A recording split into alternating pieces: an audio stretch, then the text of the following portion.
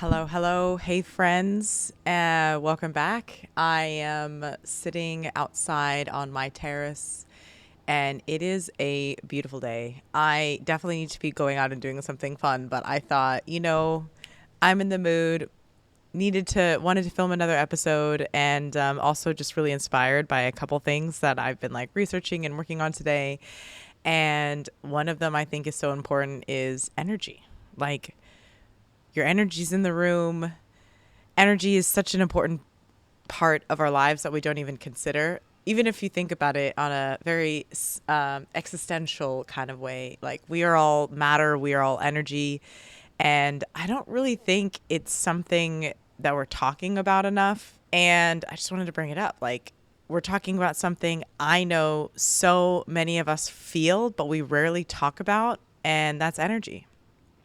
Not just like crystals and sage and that kind of energy, but I mean like the subtle power that you bring into every room that you wake up with when you go about your life. You know, your presence in a way shifts a conversation.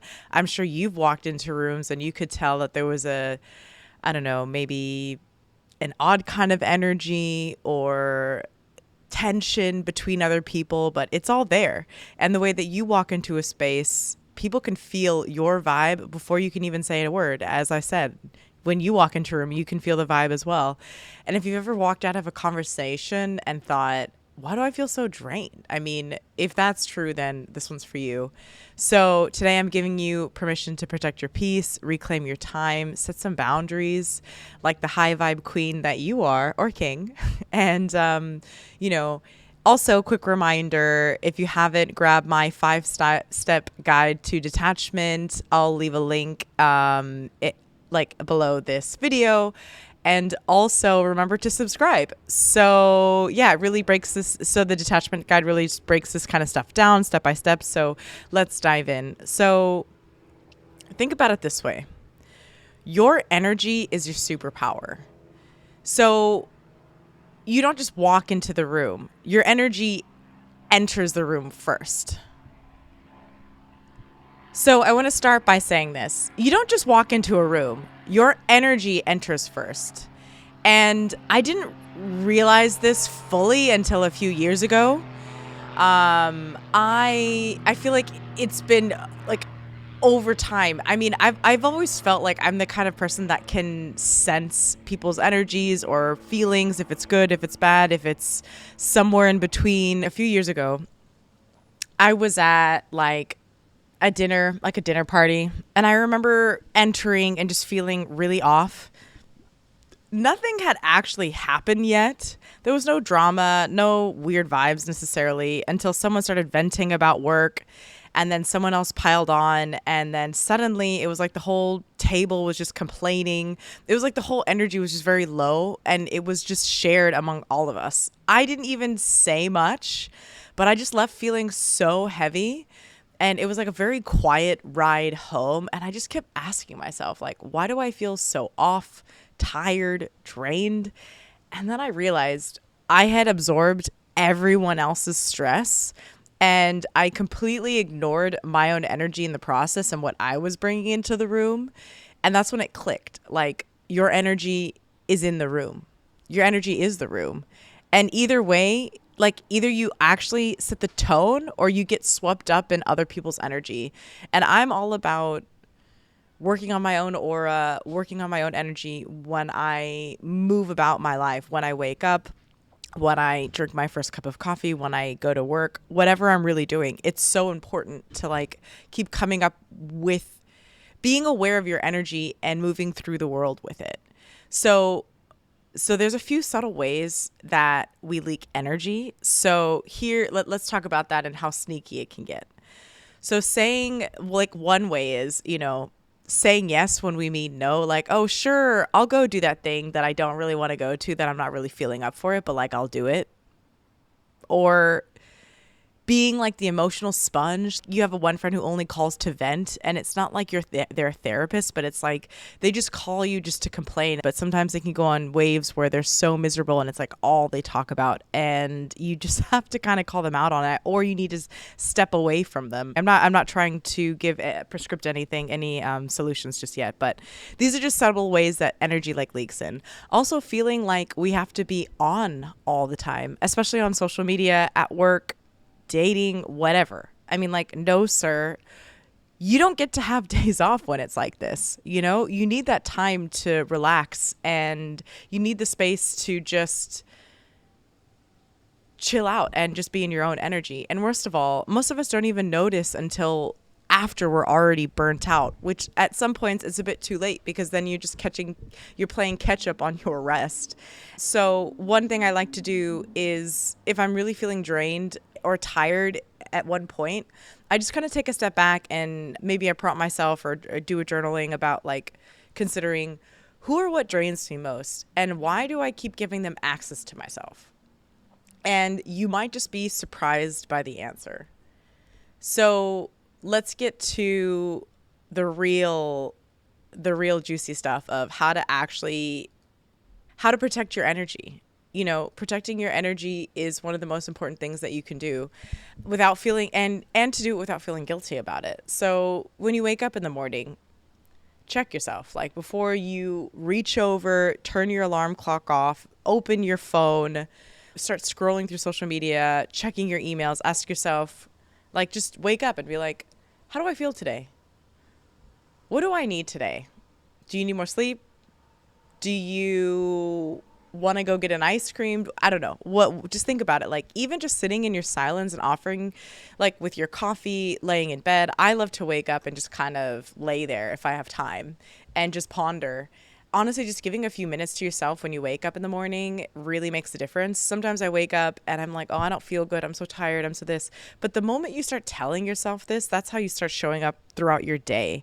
So what I like to do is, even if I just fake it till you make it kind of thing, I just say, like, I'm going to have a wonderful day. I wish everyone a good day. I'm going to wake up. Think good things are going to happen to me. I feel really good.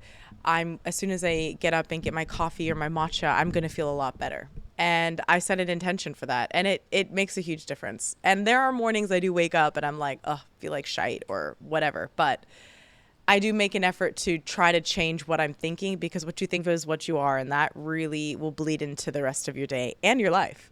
Just set kind of like, it's kind of funny to say it this way, but like an energy budget. You wouldn't want to overspend your money, so stop overspending your energy. Think of your energy like a bank account. Every yes is a withdrawal. And consider this. Are you making enough deposits? Are you taking the step back to deposit that time to yourself that you need? Then the third, create invisible boundaries. Like, before a stressful event, you can do some visualization exercises. Like, consider yourself in a bubble of light. Okay, that sounds cheesy, but just consider yourself, I close my eyes and I just imagine myself at the beach, the waves coming, crashing on the sand, me putting my feet in the water, that kind of cold chill that you get that just wakes you up. I mean, it sounds kind of silly and woo-woo, but it works. And it signals to your brain, I'm safe, I'm protected. I get to decide what energy comes in. Not like, and like, on a practical note, don't be afraid to say things like, hey, I actually don't have space to talk about this right now. Can we come back to this later? If something comes up or someone wants to talk about something and you're just not ready for it. I just find honesty is the best policy, but, honesty within reasons. And also, just don't make it about the other person. Just make it about yourself. Like, I'm not ready to talk about this. I don't think I can go today. I'm really not feeling well. Things like that. And also, you need to, like I said earlier, like, prioritize some replenishment. Like, what fills your cup? What fills you back up? For me, it's just, I love taking long walks. I love going to the beach. I love journaling. I love putting on music and playing my favorite songs and dancing in my room. It makes me feel like the main character energy. I love just singing all my favorite songs. And that actually just makes me feel so good. Just kind of bathing in my own energy and my own aura and just kind of lighting myself back up. And that really gives me like a lifeline on those low battery days. Like even today, I'm feeling a bit tired, but I told myself, I want to show up for this. I promised myself I would keep this up. I love talking to you guys and giving you all this, all my tips and tricks to be a happy person, happy, healthy. And then another tip or trick I like to do is, or I like to consider, well, another thing to consider regarding all of this is some people are just not going to like the new you. Protecting your energy will offend people who are benefiting from you not having or setting boundaries. So the new you, once you're starting to set boundaries, people are going to really dislike that. It's going to be something new about you that they may not appreciate if they don't even know how to, if they're just used to walking all over you or just having too much access to or availability of your time, your energy, and anything that you bring to your relationship. And let them be uncomfortable. You do not have to be agreeable. You just have to be authentic.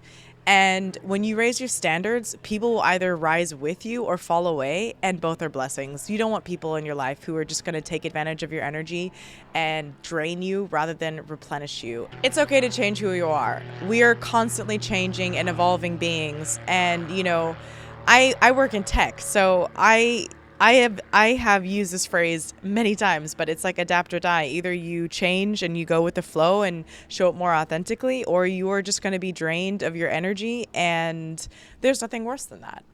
Just a gentle reminder, your energy is sacred, your peace is power, and no, you don't have to explain yourself to protect any of this. So let this be the week that you can stop overgiving and start honoring your inner world, and write down three ways that you can protect your energy this week and actually do them. And even one small shift can change your whole vibe.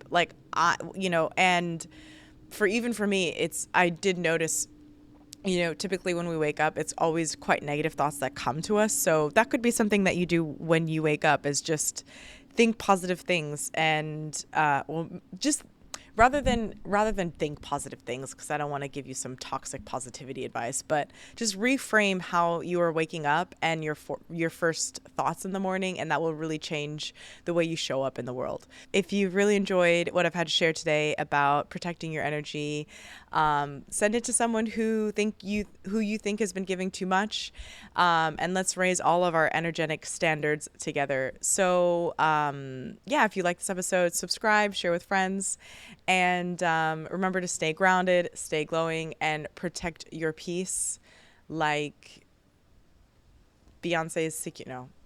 Until next time, stay grounded, stay glowing, and protect your peace. Ciao.